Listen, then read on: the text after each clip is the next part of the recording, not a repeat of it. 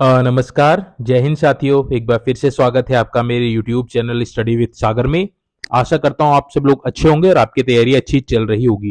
देखिए, आज इस वीडियो में हम लोग करंट अफेयर्स के सबसे इम्पोर्टेंट क्वेश्चंस जो हैं 2024 के, उनको हम लोग यहाँ पे डिस्कस करने वाले हैं। इम्पोर्टेंट ये वीडियो आपके लिए बहुत रहने वाली है, क्योंकि इसमें जितने भी क्वेश्चंस रखे गए हैं ये मोस्ट इम्पॉर्टेंट हैं आपके क्वेश्चंस पेपर में पूछे जाने के संबंध में। ठीक है, तो आप वीडियो को एंड तक जरूर देखिएगा। अच्छे अच्छे क्वेश्चंस यहाँ पे रखे गए हैं जो आपके परीक्षा में पूछे जाने के चांसेस हैं। ठीक है, साथ में इनसे संबंधित जितने भी महत्वपूर्ण बिंदु होंगे उनको भी हम लोग यहाँ पे डिस्कस करने वाले हैं। तो आगामी जैसे उत्तराखंड सब इंस्पेक्टर का जो एग्जाम होने वाला है, कनिष्ठ सहायक की जो वैकेंसी आ रखी है उसका जो एग्जाम होगा, और उत्तराखंड पुलिस कांस्टेबल का जो एग्जाम होगा, उस सभी की दृष्टि से ये वीडियो बहुत इंपॉर्टेंट रहने वाली है। इसकी पीडीएफ आप मेरे टेलीग्राम चैनल से वहां से रिक्वेस्ट करके आपको ये प्रोवाइड करवा दी जाएगी। करंट अफेयर्स की जो ये क्लास मैं यहाँ पे प्रोवाइड करा रहा हूँ, इसकी जो पीडीएफ है, तो आप टेलीग्राम चैनल को भी ज्वाइन कर लीजिएगा अगर आपने टेलीग्राम चैनल को ज्वाइन नहीं किया है। तो आज की जो ये सेशन है इसको हम लोग स्टार्ट कर लेते हैं पहले क्वेश्चन से। पहला क्वेश्चन है, देखिए, निम्नलिखित में से किसको गायन के लिए उत्तराखंड गौरव सम्मान 2024 से सम्मानित किया गया? तो उत्तराखंड गौरव सम्मान जो है 2021 से स्टार्ट हुआ था। 2021 से स्टार्ट हुआ था, और क्या है कि 5 लोगों को प्रतिवर्ष ये सम्मान दिया जाता है अलग अलग क्षेत्र में मानवीय कार्यों के लिए। ठीक है, तो 2021 से स्टार्ट हुआ था, 5 लोगों को प्रत्येक वर्ष ये सम्मान दिया जाता है। तो गायन के क्षेत्र में उत्तराखंड गौरव सम्मान 2024 से किसे सम्मानित किया गया है? तो प्रीतम भरतवाण जी को गायन के क्षेत्र में उत्तराखंड गौरव सम्मान 2024 से नवाजा गया है। तो इनके अतिरिक्त जैसे कि मैंने आपको बताया 5 लोगों को दिया जाता, तो एक तो प्रीतम भरतवाण हो गए गायन के लिए। अन्य 4 लोग कौन कौन है उसको भी हम लोग देख लेते हैं, क्योंकि ये भी इंपॉर्टेंट आपके लिए रहने वाला है। तो एक है आपके, देखिए, जो वर्तमान में भारत के जो सीडीएस हैं, चीफ डिफेंस स्टाफ जो है अनिल चौहान, उनको दिया गया है। ठीक है, अनिल चौहान जी को दिया गया। अभिनेता हेमंत पांडे जो उत्तराखंड से ही है, हेमंत पांडे जो अभिनेता है यानी कि एक्टर हैं, उनको दिया गया, हेमंत पांडे जी को दिया गया है। अगला है आपका माता मंगला, माता मंगला, इनको भी दिया गया। ये क्या है? समाज सुधारक है, समाज सुधारक है। और चौथे कौन है? चौथे आपके डॉक्टर महेश कुडियाल, डॉक्टर महेश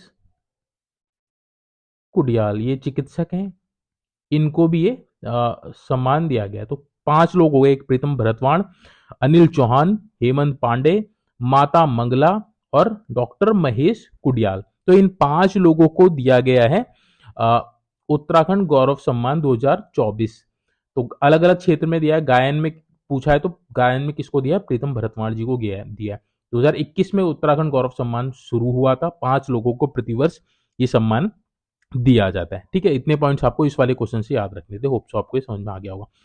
आगे बढ़ते हैं, अगला क्वेश्चन देखते हैं। निम्नलिखित में से किसने मिस इंडिया 2024 का खिताब जीता? ऑप्शन आपको दे रखे हैं, लेखा उतेया, श्रेयस गुप्ता, श्रेया गुप्ता, रायना सिकरी और निकिता पोरवाल। तो मिस इंडिया 2024 का खिताब किसने जीता है? ये जीता है आपका निकिता पोरवाल ने, निकिता पोरवाल क्या बनी है? Miss India 2024। तो ऑप्शन नंबर डी इसका सही जवाब हो जाएगा। निकिता पोरवाल की अगर हम बात करें तो किस राज्य से है? तो ये मध्य प्रदेश से है। तो ये आपने ये भी याद रखना है, कई बार परीक्षाओं में पूछा जाता है कि निकिता पोरवाल जिन्होंने मिस इंडिया खिताब जीता है वह किस राज्य से संबंधित? तो मध्य प्रदेश से संबंधित है। तो आपने ये नाम याद रखना है, निकिता पोरवाल ने जीता मिस इंडिया 2024 का खिताब। ठीक है, आगे बढ़ते हैं, अगला क्वेश्चन देख लेते हैं। अगला क्वेश्चन है आपका, ग्लोबल हंगर इंडेक्स 2024 ने भारत की रैंक क्या है? इंपॉर्टेंट क्वेश्चन है। ग्लोबल जो हंगर इंडेक्स है, इसको कौन जारी करता है? तो इसको कंसर्न वर्ल्ड वाइड द्वारा जारी किया जाता है, कंसर्न वर्ल्ड वाइड और belt hunger help, belt hunger help. तो इन दोनों के संयुक्त रूप से कंसर्न वर्ल्ड वाइड और वर्ल्ड हंगर लिफ द्वारा ग्लोबल हंगर इंडेक्स हर साल जारी किया जाता है। तो 2024 में भारत को कौन सी रैंक मिली है?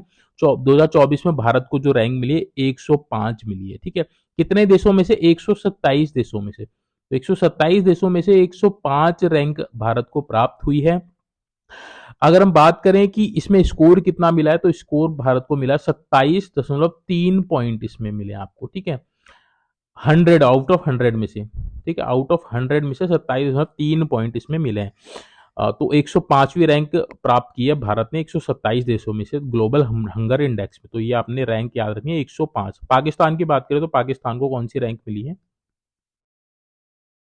पाकिस्तान 109वें स्थान पे रहा है। तो इसमें आपने याद क्या रखना है? भारत की रैंक 105वीं 127 देशों में से, और कौन इसको जारी करता है? कंसर्न वर्ल्ड वाइड और वर्ल्ड हंगर लीव द्वारा ये जारी किया जाता है। पॉइंट 27.3 पॉइंट आपको मिले हैं ग्लोबल हंगर इंडेक्स में भारत को, ठीक है। इतने पॉइंट्स आपको इस वाले क्वेश्चन से याद रखने हैं।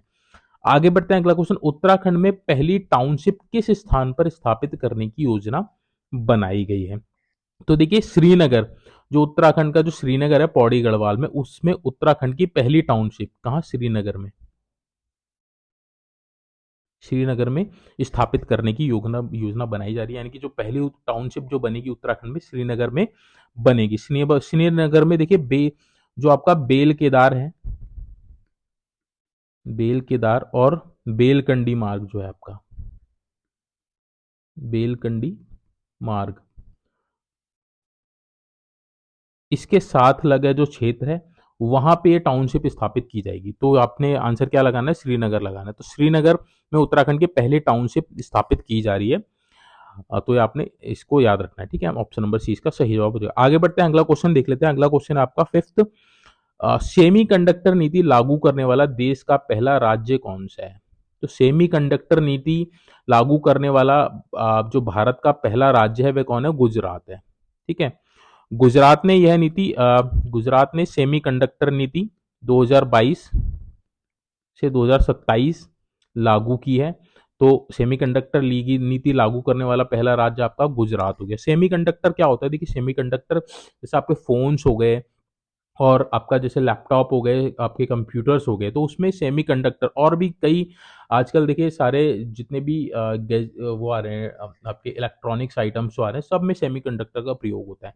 तो अभी तक क्या है कि सेमीकंडक्टर जो है हमारा क्या होता है, बाहर अन्य राज्यों से क्या किया जाता है? आयात किया जाता है। जैसे आपका दक्षिण कोरिया है, ठीक है, चाइना है और आपका यूएस है। तो यहां से अभी तक सेमीकंडक्टर को क्या किया जाता है? आयात किया जाता है, जिससे जो भी आपका इक्विपमेंट होता है उसकी कॉस्ट बढ़ जाती है, ठीक है। अब क्या किया गया कि भारत सरकार द्वारा सेमीकंडक्टर नीति लागू की जा रही है धीरे धीरे, जैसे गुजरात ने लागू कर दी है। तो इससे क्या होगा कि जितने भी ये जो सेमीकंडक्टर है हमारे भारत में ही मैन्युफैक्चर होगा, जिससे इसकी लागत कम होगी, और उससे क्या होगा जितने भी आपके इलेक्ट्रॉनिक्स आइटम्स है, फोन्स हैं, और आपका लैपटॉप है, टैबलेट है, कंप्यूटर से, इनकी जो आपकी जो प्राइस होगी वो कम हो जाएगा, ठीक है। तो सेमीकंडक्टर नीति लागू करने वाला पहला राज्य कौन सा बना है? गुजरात बना है। ऑप्शन नंबर ए इसका सही जवाब हो जाएगा, ठीक है। आगे बढ़ता है, अगला क्वेश्चन, पेरिस ओलंपिक 2024। तो सबसे पहला क्वेश्चन यही कि ओलंपिक 2024 कहाँ हुआ था? तो पेरिस में हुआ था, ठीक है, पेरिस लंदन में होता। इसकी पदक तालिका में भारत किस स्थान पर रहा था? तो देखिए अभी जो पेरिस ओलंपिक 2024 हुआ था उसमें भारत 71वें स्थान पे रहा है, ठीक है, 71वें स्थान पे रहा है। तो ऑप्शन नंबर सी इसका सही जवाब हो जाएगा। अगर हम बात करें कि पेरिस ओलंपिक जो था, पेरिस ओलंपिक में भारत ने कुल कितने पदक जीते? तो कुल पदक की अगर हम बात करें तो कुल पदक भारत ने जीते हैं 6। कौन से स्थान पे रहा है? स्थान मैंने अभी आपको बताया 71वें स्थान पे रहा है। ये जो 6 पदक है, 6 में से देखिए आपके 6 जो पदक है, 6 में से एक पदक आपका कौन सा है? एक आपका इसमें सिल्वर है, और आपके 5 क्या है? आपके ब्रॉन्ज मेडल है, ठीक है। एक सिल्वर पदक है, 5 ब्रॉन्ज मेडल है, टोटल 6 पदक भारत को मिले हैं, और भारत 71वें स्थान पे रहा है। जो एक सिल्वर मेडल मिला है ये आपको नीरज चोपड़ा को मिला है। किस में मिला है? आपका जो आपका भाला फेंक होता है, ठीक है, जेवलिन थ्रो में मिला है। बाकी 5 ब्रॉन्ज मेडल मिले हैं, जिसमें से 2 जो मेडल मिले हैं मनु भाकर को मिले हैं। किस में मिले हैं? शूटिंग में मिले हैं, ठीक है। तो इतने पॉइंट्स आपको याद रखने हैं। अगर हम बात करें कि पेरिस ओलंपिक 2024 की पदक तालिका में पहला स्थान किसको मिला है? तो पहला स्थान में कौन रहा है? पहला स्थान पे आपकी कौन रही? चीन रही है। चीन को देखिए 39 गोल्ड मिले हैं। तो गोल्ड पे गोल्ड जितने ज्यादा गोल्ड होंगे उतनी ज्यादा आपकी रैंक रहेगी। रहेगी। जैसे कि देखिए भारत तो 71वें स्थान पे रहा है, भारत ने 6 मेडल जीते हैं, बट पाकिस्तान ने केवल 1 मेडल जीता है, फिर भी वह भारत से ऊपर है। क्यों? पाकिस्तान ने 1 मेडल जीता है, ये रहा है अपने 62वें स्थान पे। ठीक है, 62वें स्थान पे दिया। क्यों रहा है? क्योंकि देखिए भारत ने तो 6 मेडल जीते हैं, पाकिस्तान ने केवल 1 जीता है, बट ये 1 जो है आपका गोल्ड है। भारत के पास कोई गोल्ड नहीं है, इसलिए पाकिस्तान भारत से ऊपर है 62वें स्थान पे। ठीक है, तो इतने पॉइंट्स आपको इस वाले क्वेश्चन से याद रखने हैं। आगे बढ़ते हैं, अगला क्वेश्चन देख लेते हैं। अगला क्वेश्चन आपका देखिए 7वां, उत्तराखंड युवा महोत्सव 2024 का आयोजन कहाँ किया गया है? तो देखिए हाल ही में उत्तराखंड युवा महोत्सव का जो आयोजन था 10 नवंबर से 14 नवंबर 2024 में कहाँ किया गया? देहरादून में किया गया था। देहरादून के जो परेड ग्राउंड है वहां पे इसका आयोजन किया गया था, उत्तराखंड युवा महोत्सव 2024 का। किसके द्वारा किया गया था? युवा कल्याण विभाग द्वारा। युवा कल्याण विभाग द्वारा उत्तराखंड युवा महोत्सव 2024 का आयोजन किया गया 10 नवंबर से 14 नवंबर 2024 के बीच। कहाँ किया गया? देहरादून के परेड ग्राउंड में। तो ऑप्शन नंबर 20 का सही जवाब हो जाएगा। ठीक है, आगे बढ़ते हैं हम लोग, अगला क्वेश्चन देख लेते हैं। अगला क्वेश्चन आपका देखिए आठवां उत्तराखंड पक्षी महोत्सव का आयोजन कहाँ किया गया? तो हाल ही में देखिए 8वां उत्तराखंड पक्षी महोत्सव का जो आयोजन है वह बेनोग वन्य जीव अभ्यारण्य में हुआ। बेनोग वन्य जीव अभ्यारण्य में हुआ। ये कहाँ है आपका? मसूरी में है। तो ये भी आपको याद रखना है, कई बार पूछेगा कि बेनोग वन्य जीव अभ्यारण्य क्या है, तो आपने बताना कहाँ है? मसूरी में है। इसका एक अन्य नाम भी है। अन्य नाम क्या है इसका? माउंटेन क्लेव वन्य जीव अभ्यारण्य। ये भी आपको याद रखना, माउंटेन क्लेव वन्य जीव अभ्यारण्य। ठीक है, तो ये वाला नाम भी आपने इसको याद रखना है। कब से कब ये लगा था? आठवां उत्तराखंड पक्षी महोत्सव ये लगा था आपका 18 से 20 अक्टूबर 2024, यानी कि 3 दिन लगा था। 8वां उत्तराखंड पक्षी महोत्सव कहाँ लगा था? बेनोग वन्य जीव अभ्यारण्य मसूरी में, जिसका अन्य नाम क्या है? माउंटेन क्लेव वन्य जीव अभ्यारण्य भी है। तो ऑप्शन नंबर 20 का सही जवाब हो जाएगा। होप सो आपको ये वाला क्वेश्चन समझ में आ गया होगा। आगे बढ़ते हैं, अगला क्वेश्चन देख लेते हैं। अगला क्वेश्चन है, हाल ही में किसने बुकर पुरस्कार 2024 जीता? तो देखिए हाल ही में Samantha Harvey, option number B, Samantha Harvey जो ब्रिटिश लेखक है। कहाँ की है? ब्रिटिश लेखक है, ब्रिटिश राइटर है। अगर पूछेगा कि सामंथा हार्वे कहाँ से, तो आपने बताना है ब्रिटिश से हैं। तो हाल ही में बुकर पुरस्कार 2024 को किसको दिया गया? सामंथा हार्वे को दिया गया। किस लिए दिया है? ये देखिए साहित्य के क्षेत्र में दिया जाता है, तो इनके उपन्यास जो है, इनका उपन्यास है आर्बिटल। ऑर्बिटल, तो इनके उपन्यास जो है ऑर्बिटल, इसके लिए सामंथा हार्वे को बुकर पुरस्कार 2024 से नवाजा गया है। बुकर पुरस्कार की अगर हम बात करें तो कब शुरुआत हुई थी? 1969 में इसकी शुरुआत हुई थी। कहाँ से हुई थी? यूके से हुई थी, यानी कि यूनाइटेड किंगडम से इसकी शुरुआत हुई थी 1969 से। अब देखिए एक तो होता है बुकर पुरस्कार, एक होता है अंतर्राष्ट्रीय बुकर पुरस्कार, ये दोनों अलग चीज है। ठीक है, अब हम बात करें अंतर्राष्ट्रीय बुकर पुरस्कार की, अगर हम बात करें तो इसकी शुरुआत कब हुई थी? 2005 में हुई थी।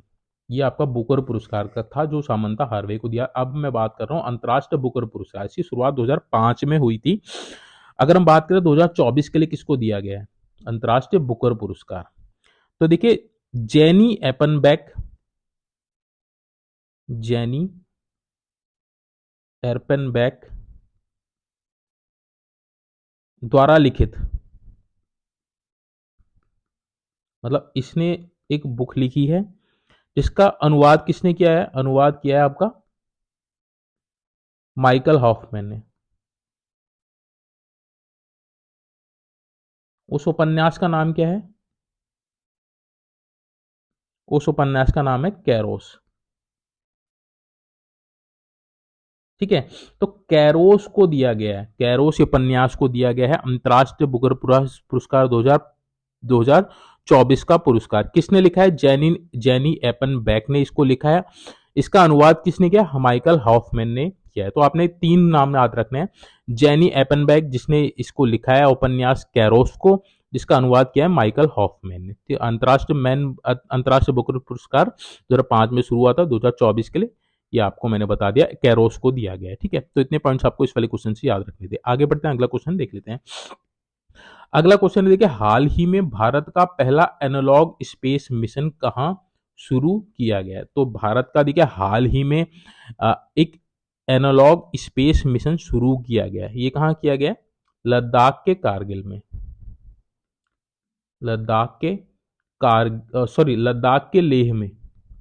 तो इसका सही जवाब क्या है? ऑप्शन नंबर सी, भारत का पहला एनालॉग स्पेस मिशन लद्दाख के लेह में शुरू किया गया है। ठीक है, तो किसके द्वारा शुरू किया गया है ये अगर हम बात करें तो ये आपका इसरो का मिशन है। ठीक है, तो भारत का जो पहला एनालॉग स्पेस मिशन है ये लद्दाख के लेह में इसको शुरू किया गया। किसके द्वारा? इसरो के द्वारा शुरू किया गया। इसमें क्या किया जाएगा? देखिए जो एनालॉग स्पेस मिशन है इसमें एक एक जो लेह है, लेह में एक अकेले स्थान पे जो आपका जो क्या बोलते हैं अंतरिक्ष का जो वातावरण है उसको क्रिएट किया गया है इस एनालॉग स्पेस मिशन पे, ताकि वहां पे रह के अन्य जो हमारे जो आपके वो ब्रह्मांड में जो आपके ग्रह हैं उनकी परिस्थितियों को उसका अनुमान लगाया जा सके। तो इसके लिए ये भारत का पहला एनालॉग स्पेस मिशन शुरू किया गया लद्दाख के लेह में। तो ऑप्शन नंबर सी इसका सही जवाब हो जाएगा। किसके द्वारा? इसरो द्वारा। ठीक है, इतने पॉइंट्स याद रखने आपने।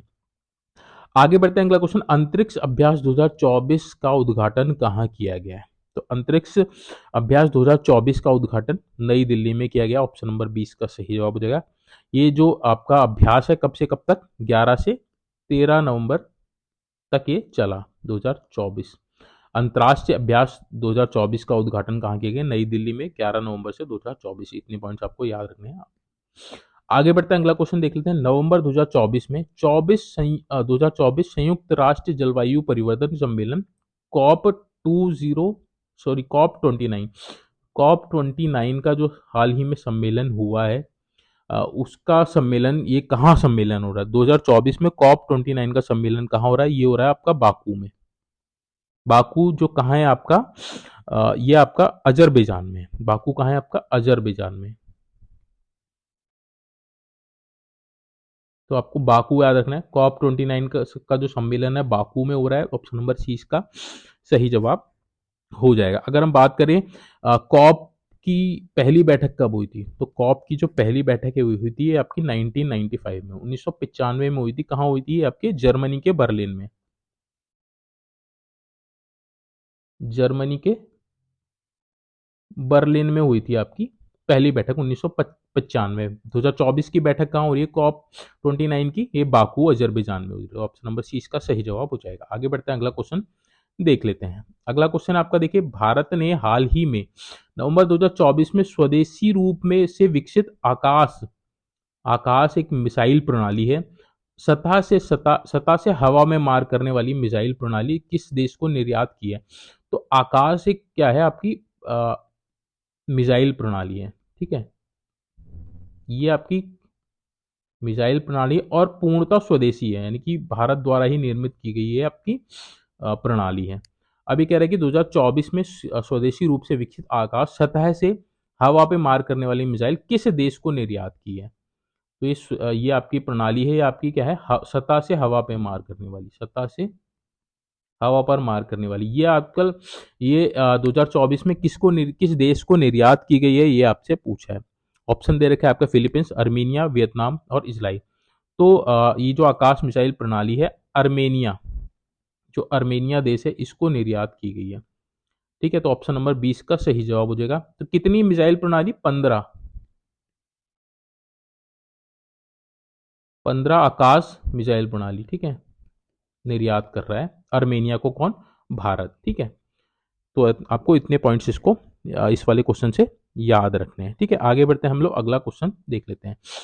अगला क्वेश्चन आपका 14वां है आपका, ऑस्ट्रेलियाई थिंक टैंक लोवी संस्थान। तो ऑस्ट्रेलियाई थिंक टैंक लोवी संस्थान द्वारा एक रिपोर्ट जारी की जाती है, एशियन पावर इंडेक्स रिपोर्ट। ये हर साल जारी की जाती है। एशियन पावर इंडेक्स रिपोर्ट 2024 में प्रथम स्थान किसने प्राप्त किया है? तो Asian power index 2024 Asian power index 2024 की जो इंडेक्स है उसमें पहला स्थान किसने प्राप्त किया है? पहला स्थान प्राप्त किया आपका अमेरिका ने। तो ऑप्शन नंबर 20 का सही जवाब हो जाएगा। यूएस है आपका पहले स्थान पे। अगर हम बात करें दूसरे स्थान पे, तो दूसरे स्थान पे कौन है आपका? चाइना है। तीसरे स्थान की बात करें तो तीसरे स्थान पे इंडिया है। इंडिया ने क्या किया है? जर्मनी को ओवरटेक किया है। क्योंकि पिछले साल जो थी जापान पहले, जापान इसमें तीसरे स्थान पे थी। अब कौन से स्थान पे आ गई जापान? आपके अब चौथे स्थान पे आ गए। इंडिया ने लीड करके तीसरा स्थान प्राप्त कर लिया है एशियन पावर इंडेक्स 2024 में। तो पहले स्थान पे कौन है आपका? संयुक्त राज्य अमेरिका, दूसरे में चाइना, और तीसरे में कौन है? तीसरे में आपका आपका इंडिया है। ठीक है, तो ऑप्शन नंबर 20 का सही जवाब हो जाएगा। आगे बढ़ते हैं, अगला क्वेश्चन देख लेते हैं। अगला क्वेश्चन है, देखिए, हाल ही में हिमालय का इतिहास नामक पुस्तक का लोकार्पण किया गया। इस पुस्तक के लेखक कौन है? तो हाल ही में देखिए हिमालय, आपका जो दून लाइब्रेरी है उसमें हिमालयन का इतिहास नामक पुस्तक का लोकार्पण किया गया। इस पुस्तक के लेखक कौन है? तो हिमालयन का इतिहास पुस्तक के जो आपके लेखक हैं वह है आपके डॉक्टर मदन चंद्र भट्ट। ऑप्शन नंबर सी इसका सही जवाब हो जाएगा, डॉक्टर मदन चंद्र भट्ट। इनकी पुस्तक है हिमालय का इतिहास। इसका लोकार्पण हाल ही में किया है। तो इसके लेखक कौन है? डॉक्टर मदन चंद्र भट्ट। ऑप्शन नंबर सी इसका सही जवाब हो जाएगा। एक बुक है आपका कुमाऊं का इतिहास। कुमाऊं का इतिहास, इसके लेखक कौन है? कई बार परीक्षा में पूछता है। तो इसके लेखक है आपके बद्रीदत्त पांडे। ठीक है, तो अगर आपसे पूछेगा हिमालय का इतिहास तो आपने बताना है डॉक्टर मदन चंद्र भट्ट। अगर आपसे पूछेगा कि कुमाऊं का इतिहास तो आपने बताना है बद्रीदत्त पांडे। ठीक है, इतने पॉइंट्स आपको इस वाले क्वेश्चन से याद रखने थे। हम लोग आगे बढ़ते हैं, अगला क्वेश्चन देख लेते हैं। अगला क्वेश्चन आपका देखिए 16, उत्तराखंड में पहली बार उत्तराखंड प्रवासी सम्मेलन 2024 का आयोजन कहाँ किया गया है? तो उत्तराखंड प्रवासी सम्मेलन 2024 का जो आयोजन है वह कहाँ किया गया? देहरादून में किया गया। देहरादून में किया गया उत्तराखंड प्रवासी 2024 का आयोजन। तो ऑप्शन नंबर ए इसका सही जवाब हो जाएगा। उत्तराखंड प्रवासी सम्मेलन का देखिए जो मेन मोटिव यह है कि जो हमारे प्रवासी यानी कि जो एनआरआई वगैरह हैं, जो अन्य देशों में आजीविका के लिए यानी कि नौकरी के लिए शिफ्ट हो गए हैं, तो उनको उत्तराखंड की संस्कृति से अवगत कराना, उनको अपनी जो संस्कृति से उससे जोड़े रखना। तो इसलिए उत्तराखंड प्रवासी सम्मेलन मनाया गया। कहाँ मनाया गया? 2024 का देहरादून में। ठीक है, अगर हम बात करें प्रवासी भारतीय दिवस, प्रवासी भारतीय दिवस ये कब मनाया जाता है? कई बार परीक्षाओं में पूछा जाता है। तो 9 जनवरी को मनाया जाता है आपका। ये डेट आपको याद रखनी है। प्रवासी भारतीय दिवस कब मनाया जाता है? 9 जनवरी को मनाया जाता है। ठीक है, तो ये वाला पॉइंट भी आपको याद रखना है। आगे बढ़ते हैं, अगला क्वेश्चन देख लेते हैं। अगला क्वेश्चन आपका, हाल ही में उत्तराखंड उच्च न्यायालय का कार्यवाहक मुख्य न्यायाधीश के रूप में किसे नियुक्त किया गया है? तो देखिए इससे पहले जो उत्तराखंड की उच्च न्यायालय की जो मुख्य न्यायाधीश थे तो कौन थे? वो आपके ऋतु बहारी थी। ठीक है, ऋतु बहारी जी थी। ये 13वीं मुख्य न्यायाधीश थी उत्तराखंड की। ठीक है, और ये प्रथम महिला मुख्य न्यायाधीश थी उत्तराखंड की। ठीक है, तो उत्तराखंड की प्रथम महिला मुख्य न्यायाधीश कौन थी? ऋतु बहारी थी। अब ये रिटायर्ड हो गई हैं। अब रिटायर होने के बाद अब जो कार्यवाहक मुख्य न्यायाधीश है किसको बनाया गया है? तो ये बनाया गया है मनोज कुमार तिवारी को। तो ऑप्शन नंबर ए इसका सही जवाब हो जाएगा। ये कौन से हो जाएंगे? 14वें नंबर के आपके हो जाएंगे उत्तराखंड के मुख्य न्यायाधीश, बट ये कार्यवाहक है। ठीक है, आपने ये पॉइंट्स आपको याद रखने। ये ऋतु बहारी वाला पॉइंट भी आपने याद रखना है। ये उत्तराखंड की 13वीं मुख्य न्यायाधीश थी और उत्तराखंड के प्रथम महिला मुख्य न्यायाधीश का गौरव इनको प्राप्त है। इनका जो कार्यकाल रहा कितने महीने का रहा? 8 महीने का इनका कार्यकाल रहा है। अब ये रिटायर हो गई। मनोज कुमार तिवारी जी को कार्यवाहक मुख्य न्यायाधीश बनाया गया है। ठीक है, आगे बढ़ते हैं, अगला क्वेश्चन देख लेते हैं। अगला क्वेश्चन आपका उत्तराखंड सरकार द्वारा 2024-25 के लिए कुल कितने करोड़ का बजट पेश किया गया? तो 2024-25 के लिए उत्तराखंड सरकार द्वारा 89,230 करोड़, ठीक है, इतने करोड़ का बजट पेश किया गया। 79,230 करोड़। ठीक है, तो ऑप्शन नंबर डी इसका सही जवाब हो जाएगा। याद रखना 89,230 करोड़। ठीक है, ऑप्शन नंबर डी इसका सही जवाब हो जाएगा। आगे बढ़ते हैं, अगला क्वेश्चन देख लेते हैं। अगला क्वेश्चन आपका, उत्तराखंड में समान नागरिक संहिता विधेयक विधानसभा कब पारित किया गया? तो देखिए, उत्तराखंड समान नागरिक संहिता विधेयक उत्तराखंड की विधानसभा में कब पारित किया गया था? ये किया गया था 7 फरवरी 2024 को। 7 फरवरी 2024 को ये उत्तराखंड में पारित किया गया था विधानसभा में, और इसको राष्ट्रपति की मंजूरी कब मिली? 12 मार्च। तो 12 मार्च 2024 को क्या हुआ? राष्ट्रपति की मंजूरी इसको मिल गई थी, मंजूरी मिल गई और ये विधेयक पास हो गया था। ठीक है, राष्ट्रपति की मंजूरी अगर आप पूछेगा तो 12 मार्च 2024। विधानसभा में कब पारित हुआ आपका? 7 फरवरी 2024 को ये पारित हुआ था। तो ये देखिए, बहुत इंपॉर्टेंट क्वेश्चन है समान नागरिक संहिता का, क्योंकि उत्तराखंड पहला राज्य बन गया है, पहला राज्य बन गया है पूरे देश में जो समान नागरिक संहिता को जिसने लागू किया है। ठीक है, तो पहला राज्य कौन बन गया? उत्तराखंड बन गया। तो ये पॉइंट भी आपको याद रखना है। कुछ और इंपॉर्टेंट जो फैक्ट है इसमें, हम इसको भी देख लेते हैं। ड्राफ्ट जो आपका, इसका जो ड्राफ्ट तैयार हुआ था, ठीक है, जैसे आपका संविधान है, संविधान का ड्राफ्ट तैयार हुआ था, उसी हिसाब से समान नागरिक संहिता विधेयक जो है इसके लिए एक ड्राफ्ट तैयार किया गया था। इस ड्राफ्ट कमेटी के अध्यक्ष कौन थे? तो शत्रुघ्न सिन्हा थे। ये पूर्व आईएएस हैं, शत्रुघ्न सिन्हा, नाम आपने याद रखना है। शत्रुघ्न सिन्हा थे ड्राफ्ट कमेटी के अध्यक्ष। अब देखिए, इसको जो लागू कराने के लिए एक विशेषज्ञ समिति का गठन किया गया था, यानी कि लागू कराने के लिए एक विशेषज्ञ समिति का गठन किया गया था। इस समिति के अध्यक्ष कौन थे? तो इस समिति के अध्यक्ष थे रंजन प्रकाश देसाई, रंजना प्रकाश देसाई। ये क्या थे? पूर्व आपके न्यायाधीश थे। ठीक है, पूर्व न्यायाधीश थे रंजन प्रकाश देसाई, जो लागू कराने के लिए विशेषज्ञ समिति बनाई गई थी उसके अध्यक्ष थे। ड्राफ्ट कमेटी के अध्यक्ष कौन है? शत्रुघ्न सिन्हा है। उत्तराखंड पहला राज्य बन गया है। 7 फरवरी को विधानसभा से पारित हुआ, 12 मार्च 2024 को राष्ट्रपति से मंजूरी मिल गई। तो सही जवाब क्या है इसका? विधेयक विधानसभा में कब पारित हुआ? 7 फरवरी 2024 को। ऑप्शन नंबर 20 का सही जवाब हो जाएगा। समान नागरिक संहिता की अगर हम बात करें तो समान नागरिक संहिता किस अनुच्छेद में इसका वर्णन है? अनुच्छेद 44। तो आपको अनुच्छेद भी याद रखना है, अनुच्छेद 44 में समान नागरिक संहिता का वर्णन है। ठीक है, आगे बढ़ते हैं, अगला क्वेश्चन देख लेते हैं, और ये अंतिम क्वेश्चन है इस करंट अफेयर्स क्लास का। ठीक है, उत्तराखंड का प्रथम महिला खेल विश्वविद्यालय कहाँ स्थापित किया गया? तो उत्तराखंड का देखिए प्रथम महिला खेल विश्वविद्यालय कहाँ ये आप स्थापित किया जा रहा है? तो लोहाघाट में। लोहाघाट में एक जगह है छिमनिया चौड़, छिमनिया चौड़। ठीक है, यहाँ पे उत्तराखंड का प्रथम महिला खेल विश्वविद्यालय यानी कि महिला स्पोर्ट्स यूनिवर्सिटी स्थापित की जा रही है। इसमें देखिए लगभग 300 जो छात्राएं हैं उनके रहने की यानी कि आवासीय व्यवस्था रहेगी, हॉस्टल रहेगा, और यहाँ पे एक अंतर्राष्ट्रीय स्तर का हॉकी एस्ट्रोटर्फ का भी निर्माण किया जा रहा है। ठीक है, तो देखिए उत्तराखंड का प्रथम महिला खेल विश्वविद्यालय कहाँ स्थापित हो रहा है? लोहाघाट में हो रहा है। ठीक है, जो आपका चंपावत जनपद में, अगर जनपद पूछेगा तो चंपावत है, लोहाघाट जगह है, और छिमनिया चौड़ एक पर्टिकुलर जगह है जहाँ पे एक खेल विश्वविद्यालय खोला जा रहा है। तो ये थी देखिए आज की उत्तराखंड की करंट अफेयर्स की क्लास, जिसमें हम लोगों ने बहुत ही इंपॉर्टेंट क्वेश्चंस जो आपके करंट अफेयर्स के इंपॉर्टेंट जितने भी क्वेश्चंस हैं उन सभी को हमने यहाँ पे डिस्कस किया। साथ में उनसे जितने भी फैक्ट्स थे उनसे संबंधित उनको भी हम लोगों ने यहाँ पे डिस्कस किया है।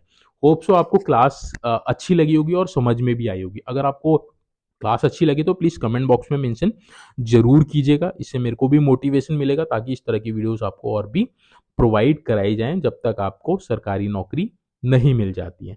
ठीक है, बाकी और भी क्लासेस देखिए जल्दी आपको प्रोवाइड कराई जाएंगी, रेगुलरली मैं प्रोवाइड करवा भी रहा हूँ, और जितनी भी इंफॉर्मेशन है रिगार्डिंग वैकेंसीज जॉब्स वो भी आपको समय समय पे बताई जाती हैं। ठीक है, तो आपने अगर चैनल सब्सक्राइब नहीं किया तो आपसे रिक्वेस्ट है प्लीज़ आप चैनल को सब्सक्राइब जरूर कर लीजिएगा ताकि इम्पॉर्टेंट वीडियोस आपको रेगुलर बेसिस पे मिलती रहें, चाहे वह स्टडी के रिगार्डिंग हो, चाहे जॉब्स के रिगार्डिंग हो।